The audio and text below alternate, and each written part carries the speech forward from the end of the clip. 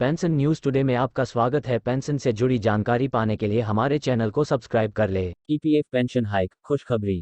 Pension में होगी 8500 की बढ़ोतरी। देश के प्राइवेट सेक्टर में काम करने वाले लाखों कर्मचारियों के लिए अच्छी खबर है। सुप्रीम कोर्ट के फैसले से कर्मचारियों की पेंशन में कम से कम 8500 रुपये की बढ़त की जा सकती है। जाने सुप्रीम कोर्ट के इस फैसले से इन केंद्रीय कर्मचारियों के वेतन में कितने रुपए का इजाफा होगा।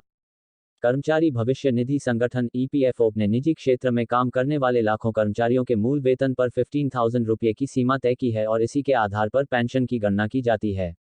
लेकिन सुप्रीम कोर्ट के इस फैसले के बाद यह सीमा हटा दी जाएगी और पेंशन की गणना 15,000 रुपये के बजाय 20,000 रुपये की जाएगी।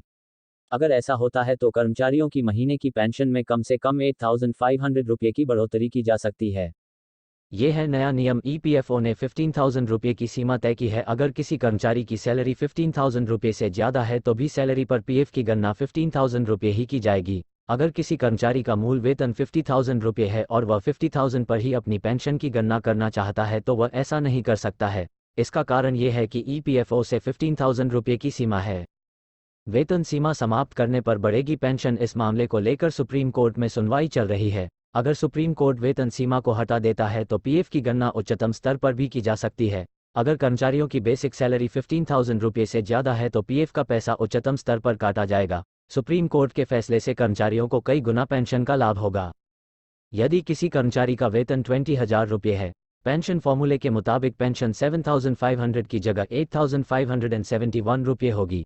Apps calculation formula equals monthly pension equals pensionable salary x EPS contribution check किया जा सकता है, यानी पेंशन में 300% की सीधी बढ़ोतरी हो सकती है।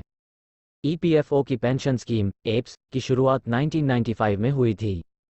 ईपीएफओ के मुताबिक अगर नौकरी करते समय किसी कर्मचारी की मृत्यु हो जाती है, ऐसी दशा में जो उम्मीदवार अपने परिवार का अकेला कमाने वाला है, उनके माता पिता उस पर आश्रित हैं, तो ऐसे मामलों में उन्हें एप्स 95 नियम के तहत आजीवन पेंशन मिलती है। हालांकि इसमें उम्मीदवारों की कम से कम 10 साल की नौकरी पूरी हो चुकी हो। इसके साथ ही अगर कर्मचारी नौकरी के दौरान किसी बीमारी के चलते शारीरिक रूप से अक्षम हो जाता है तो उस दशा में उन कर्मचारियों को भी आजीवन पेंशन का लाभ मिलेगा।